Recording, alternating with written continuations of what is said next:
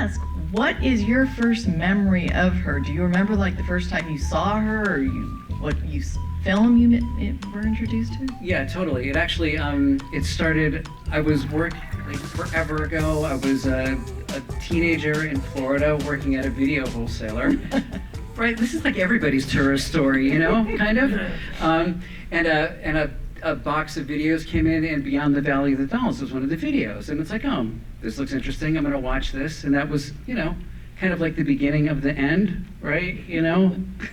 Because I was just like hooked on Russ Meyer after that, so immediately like searched out Faster Pussycat Kill Kill, and you know, yeah, so. And made it lasting. And talk a little bit about how long this project took you. Well, it took years. Like documentaries take a long time anyway. I mean, you've got interview schedules to deal with, and then you have the entire legal side of it, like clearances, you know, clip clearances, music clearances that just take forever. Funding, it's like, it's not when you're making an independent film, nobody just like throws a brick of money into your lap, you know? It's like, you've got to fight to make every step happen, you know? And so, you know, we did a Kickstarter, which was incredibly helpful at kind of getting us across the finish line. The pandemic hit, so that was sort of a problem. But it also, I don't know, like, the whole point of the film was to express TURA's feelings, right? Like kind of put the viewer right in TURA's shoes so that they could experience what she experienced, like living these crazy life events. So it took time to get there, you know? Like initially, this couldn't be a Talking Heads documentary ever. That was never the point of this. We wanted to make a film that really expressed her life, you know, and TURA's life was like an onion, and you keep peeling layers away and you find out something new. So we'd get part of the movie done, and then it's like, oh, wait a minute, these puzzle pieces don't make sense anymore. We've got to rearrange things, you know? So we did that a few times, and then finally, it's like, fuck it, it's not what this is about, you know? Like, this is TURA's story. We're gonna just fucking tell TURA's story, you know, and that's it, unapologetically, whatever. Who cares if something happened in like, you know, December 56 or January 57, whatever. It's, you know, this is about the essence of TURA, so. And you make reference to the fact that she told different stories to different people, and you do have that quote about, you know, print the legend. So as a documentarian, when you're dealing with all this information, how were you weighing things and deciding what was true, what wasn't? Did it matter? Print the legend? Yeah, I mean, so to a degree it didn't matter, because this was, again, going back to telling TURA's story, right? So then in terms of, I was very fortunate to have access to a lot of TURA's writings. So there's one almost complete manuscript of her life, but it was never properly edited, so it's like kind of like a 70-page run-on sentence, you know? It's crazy, it's very stream of consciousness and pretty wild. So just things that would show up many places, plus interviews she had given publicly over the years, what I knew of her, what Suzanne and everybody close to her knew of her. So using all of those elements, you know, we put together what we felt was like the most accurate representation of her life, and again, going back too many times to like, you know, what she felt about these things, right? Yeah. Okay. It's a great documentary. Thank you so much for making it. I'm just curious, is there anyone here who has like never seen Faster Pussycat Kill Kill?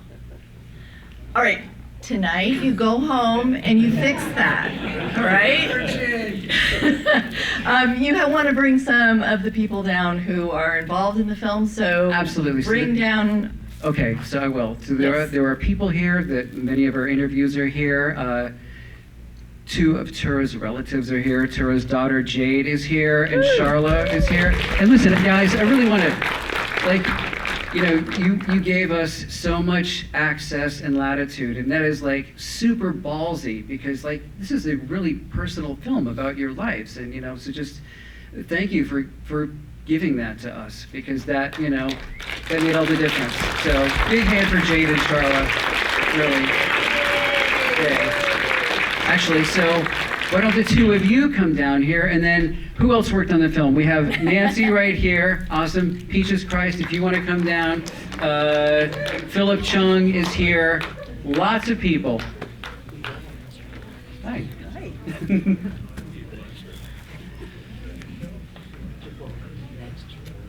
Suzanne. I'm also inspired Phil. today by Yeah, TURA. right? I think we all did. I think we basically all look like I'm just tourists. missing the wig. How are you? Good, how are you? Oh my God, it was amazing. Congratulations. Thank you. Thank you. Yay, everybody. Okay. Phil, great. Are we missing anybody? Okay. She is, yes. All right, so what do we do next? What? Well, let's start. I'm sure you guys have all seen the film before, but talk a little bit about how it feels to have this world premiere and see this. And maybe everyone introduces who Yes, they and are and what they did on the introduce film. yourselves, Yeah. Please. Hi, I'm Charla. I am Tura's granddaughter. We'll talk together. I'm Jade, the daughter, youngest. Beatus baby. I'm Joshua, also known as Peaches Christ, and did a lot of shows with TURA. I'm Suzanne Perry. I was TURA's manager and also producer on the film. Hi, Nancy Wong Yoon. I guess I'm the sociologist who gave a little bit of the history. I'm Philip Chung. I'm the consulting producer on the movie. And shouldn't Helen come down? Yes, Helen, Helen, get your where ass are down you? here. Stop being shy. Where are you? You also. Helen worked very hard on this film. Johnny Cornwell? Okay. I mean, if you're shy, you don't have to come down, but I think Helen should come down. Helen's not shy. Great, and we're getting Johnny as well. Johnny, Yeah. Here an intro. oh yeah, I won't say who Johnny is. Well, John, I will. Johnny John did, can come here and intro himself as well. okay, fine. So, I'm Helen McFarlane. I'm associate producer and married to Suzanne Perry. Hi, I'm Johnny Cornwell. I assisted in sound recording, and I played the part of the rapist.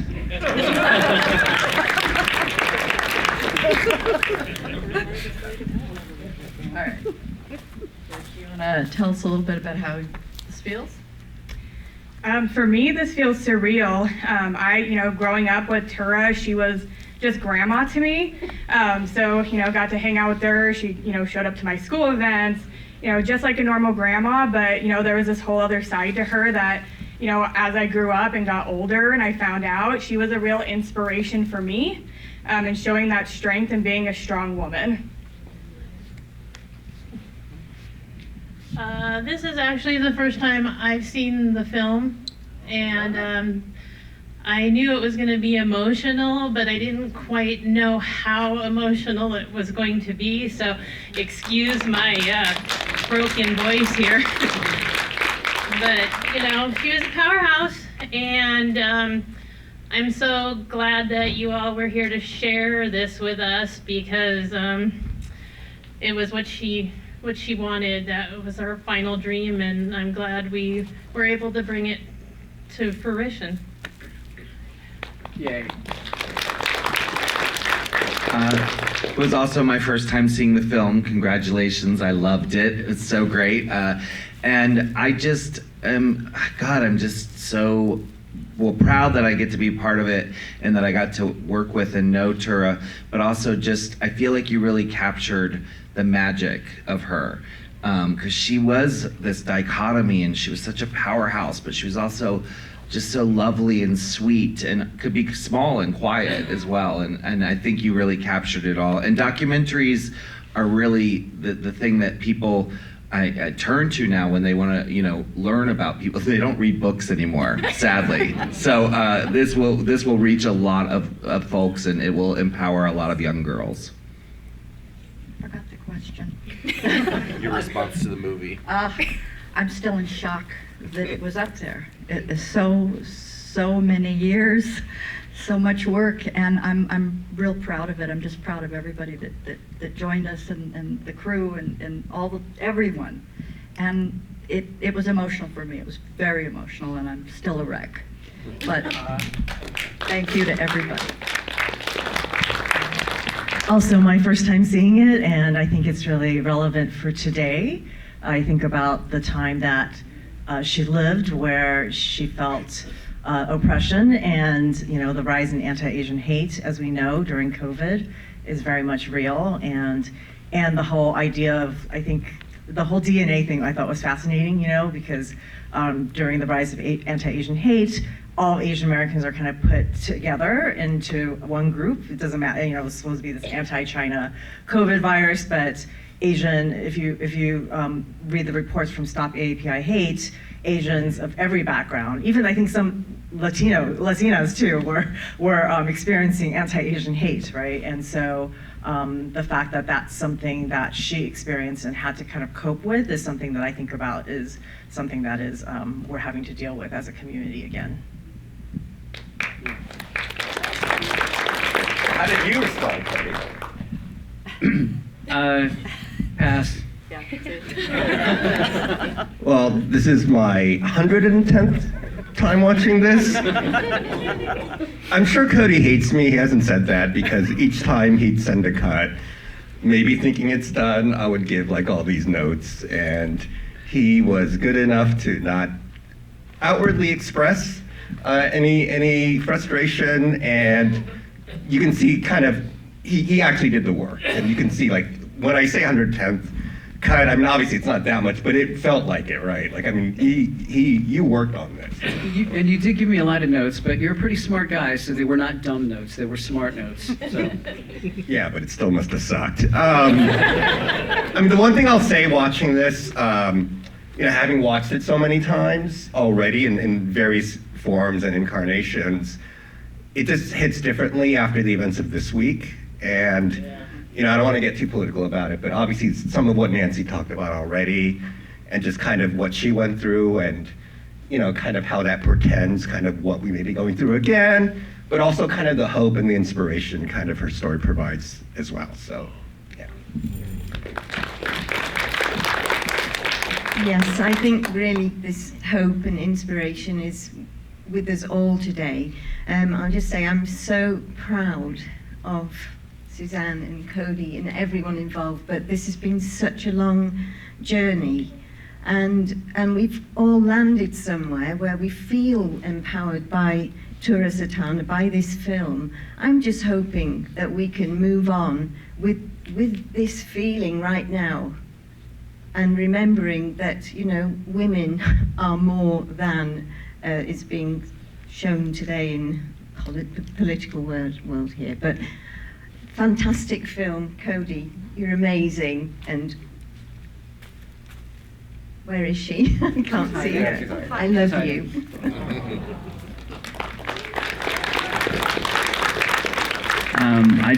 I'd just like to say thank you to Cody for kind of tricking me into this whole thing and saying that we were only going out to the desert for like 2 hours.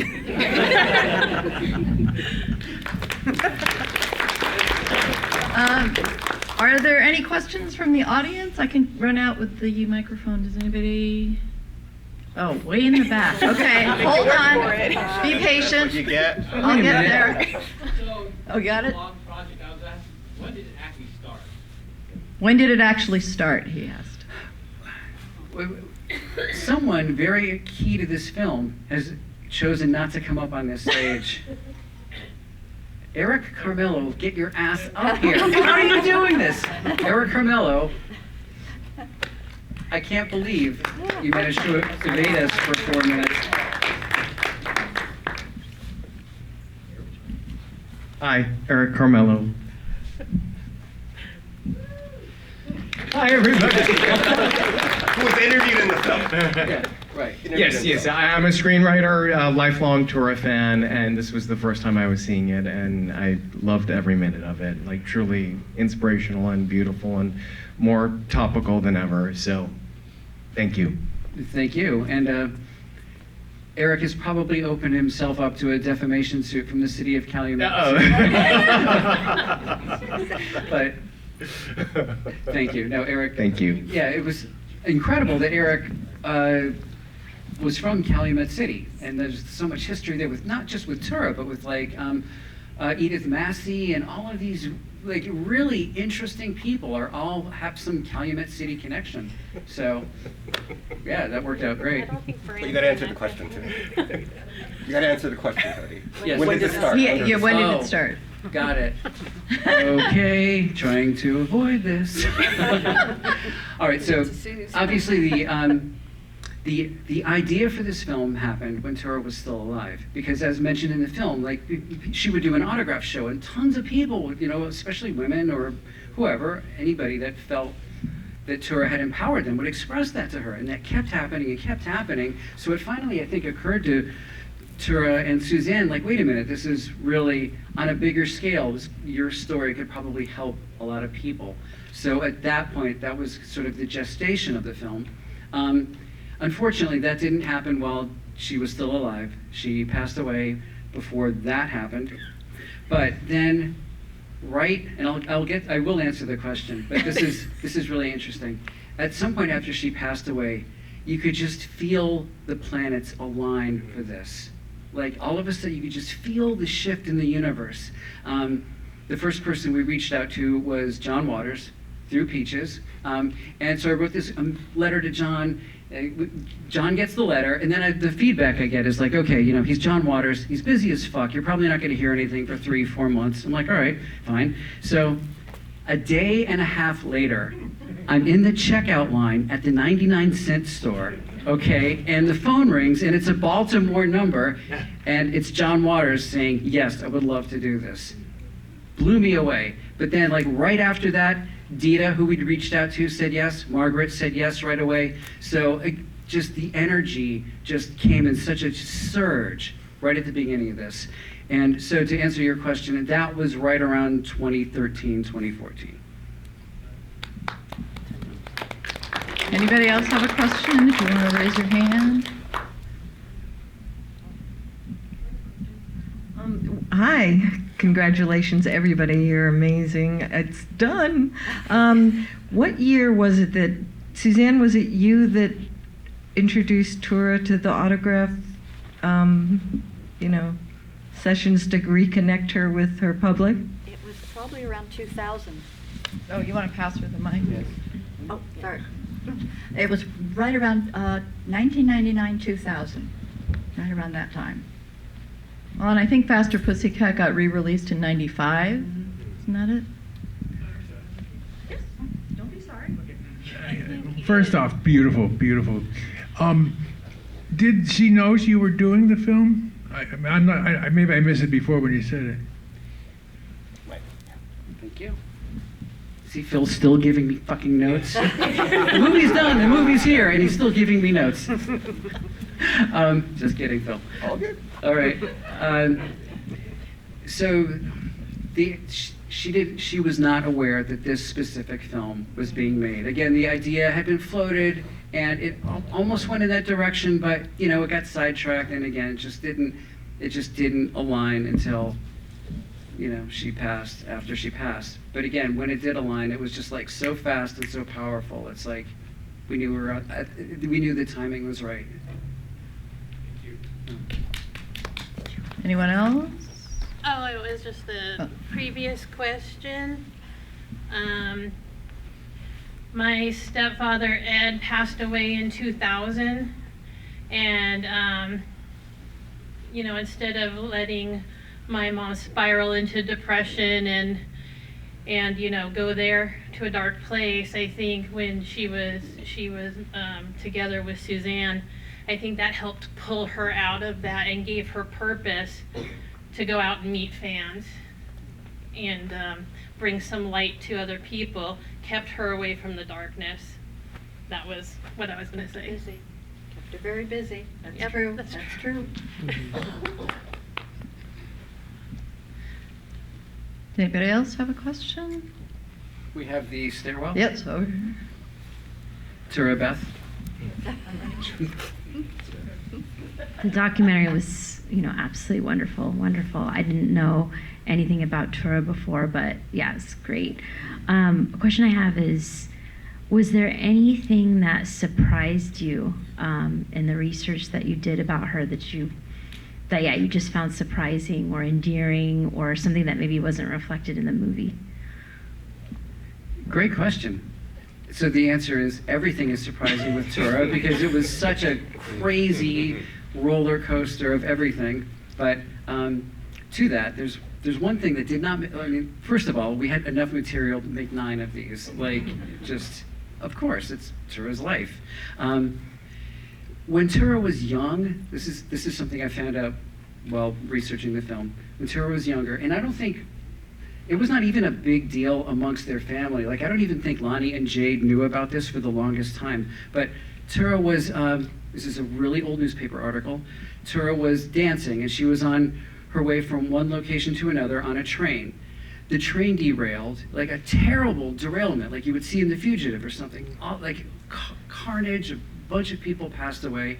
And in the article, it talks about how TURA and this other woman were 2 of the people like pulling the survivors out of the train, right?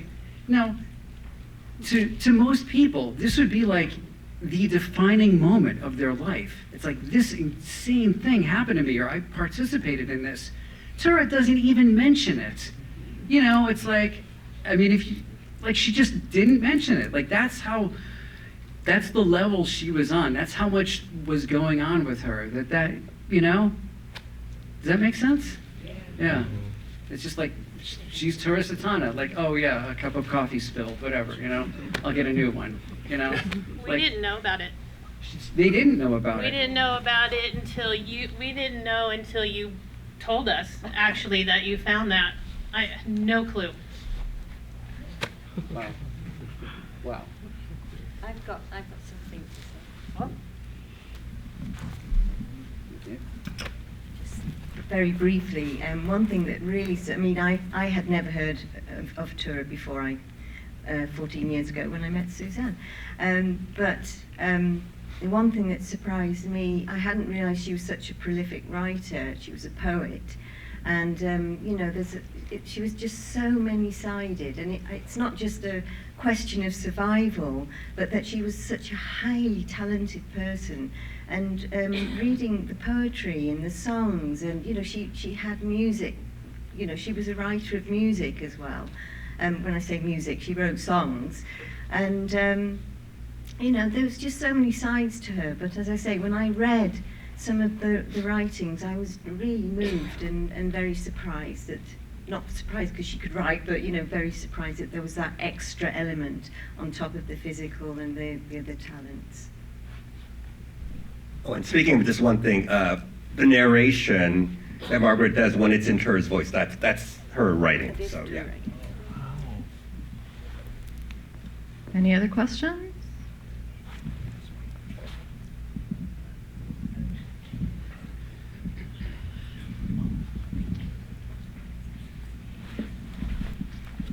First of all, what a fantastic tribute to TURA. This is a beautiful documentary. I'm pretty sure you guys are very proud of it.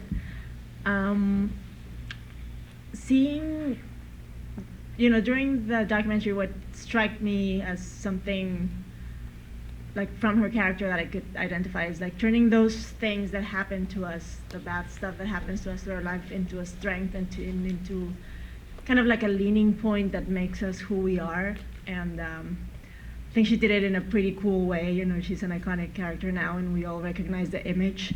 How does it feel like for you guys to put, you know, all this vulnerability out there and seeing the reaction of the audience? How does it feel like for you? What does it leave you with the experience of making the documentary? It's like TURA's story was so powerful, and for all the reasons you just mentioned. Like, she took the worst possible circumstances and, you know, morphed herself into the strongest possible character because of that. So that's a really gratifying story to be able to tell, you know, especially with as much color as TURA's life had. So as a filmmaker, it's freaking incredible. I mean, you know, look at all this wealth of material, like her look, her, you know, her life, you know, her writings, all of it, you know, the people she was involved with. So, yeah, it's really, really gratifying, and, you know, and I'm glad, you know, I'm just very glad for all of it. Anyone else? on that? I think, sorry, I should just go stand next to you. I think that it just showed so much of the multi-dimensional person that she was, and that she wasn't just this screaming actress in Faster Pussycat, that she had a vulnerable side, and she had a loving side, and she had an angry side, just like all of us. And what we do with it and the decisions we make affect our lives and affect the people around us, and hopefully we turn it into a positive, like she did. I just would piggyback, and obviously you would know better than anybody, but as someone who got to perform with her, I felt that she was intentionally mysterious, and I think that you've captured that beautifully. As someone who I think became really good friends with her, she enjoyed playing with the mystery. I mean, even with us, and I thought we were really close. And then I'd be like, wait, that's not what you told me yesterday. Sometimes her story would change on stage, so I loved the mystery of TURA Satana, and I think the film does a brilliant job of presenting the mystery. And I think she'd really love the movie because of the way the film is presented. I think you did it, because I thought about it before I got here, how are they gonna do this, knowing her?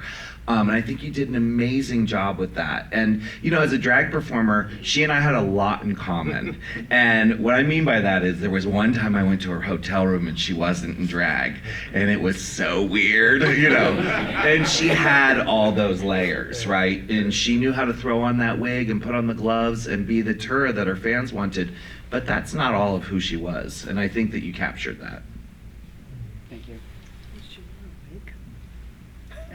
Eventually, she wore a wig. Oh, sorry. I did want to ruin the illusion. I did want to mention one thing. Thank you. That this reminded me of that. So obviously, there are very important spoilers in this film. So maybe what happens in San Diego stays in San Diego, right? Are we all in agreement on this? All right. Thank you. But tell everyone to go see it and to watch some of her old movies.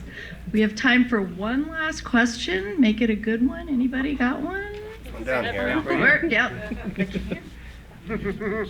Cool. Do you want to step in front of the camera to ask it? I'll stay right behind you. I guess it's a simple question, but also it could be a pretty in-depth one if you'd like. What would you tell Tura today?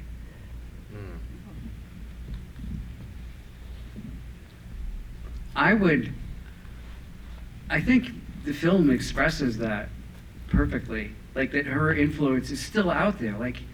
Everything from the Charlie's Angels connection, to, the Tarantino films, to everything. The incredible amount of art and culture and pop culture that she has influenced is just, and people have no idea, but she was the first one.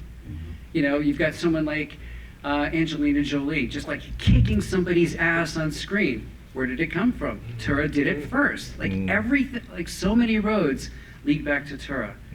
So she was the originator, and that influence is still everywhere, whether people realize that or not. So, anyone else on that? I mean, everyone can kind of answer. Okay, good. Okay. I don't think we'd be able to tell her anything, honestly. I think that she would be jumping in her vehicle right now, driving as fast as she could down to Washington to tell, them what she thought, and don't fuck with my friends, or I'm gonna kick your ass. So we wouldn't be able to tell her anything.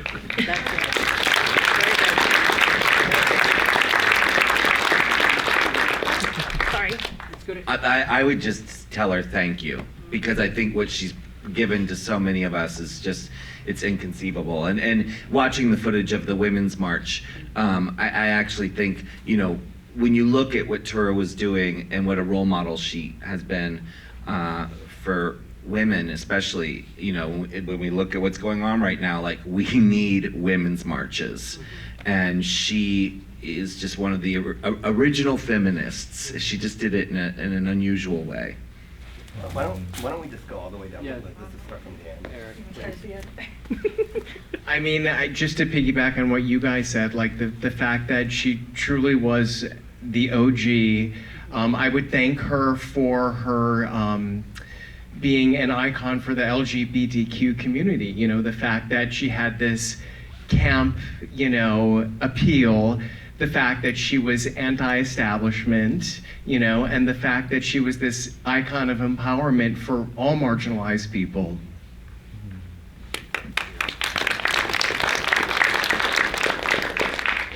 I think simply I would tell her that I love her and I miss her and that we are going to keep kicking ass in her name.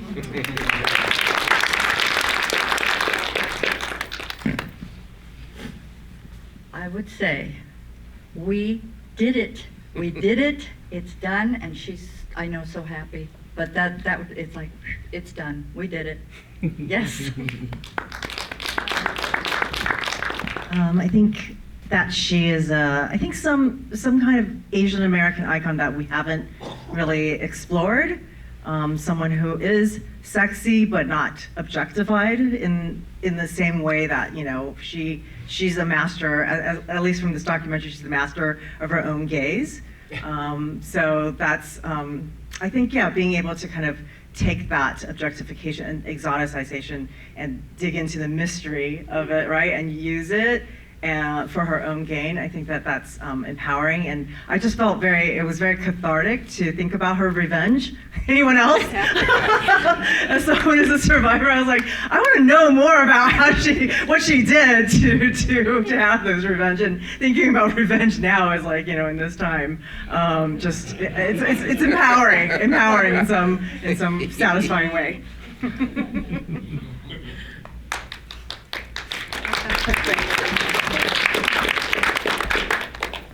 I'm curious to know how big exactly was Forrest Tucker's penis?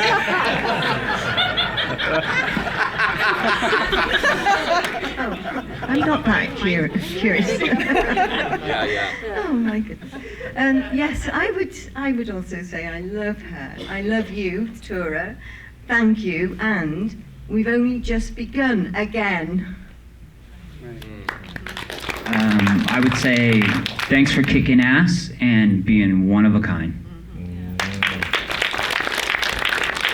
All right, well, I want to thank all of you for coming out, and I want to thank all of you for being here and for making this wonderful film and hopefully keeping her alive for another generation and another generation.